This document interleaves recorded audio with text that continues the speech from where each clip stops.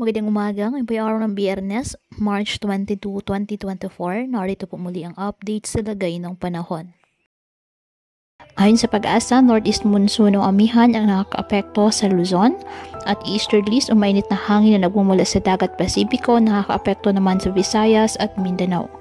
Wala pong bagyo o low pressure area na minomonitored sa loob at labas ng PAR na maaaring makaapekto sa ating bansa ayon po sa Pag-asa.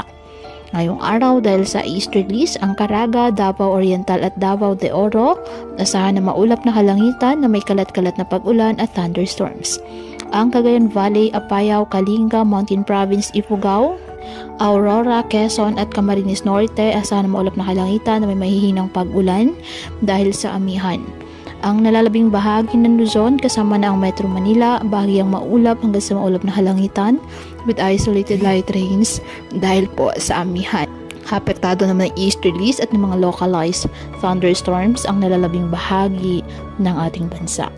Kaya patuloy pa rin po natin na pinag-iingat ang ating mga kababayan sa banta pa rin po ng mga pagbaha o pag-uho ng lupa, lalo na kapag may malalakas na mga pag-ulan na pwedeng dulot ng mga thunderstorms. At ugaliin po na magdala palagi ng payong o kahit anumang pananggas sa ulan o di kayo nang po ay sa init ng araw kapag lalabas ng ating mga tahanan. At yan po muna ang update sa lagay ng panahon ngayong araw. Muli patuloy po tayo na mag-ingat at palaging tandaan, God loves you. Stay safe and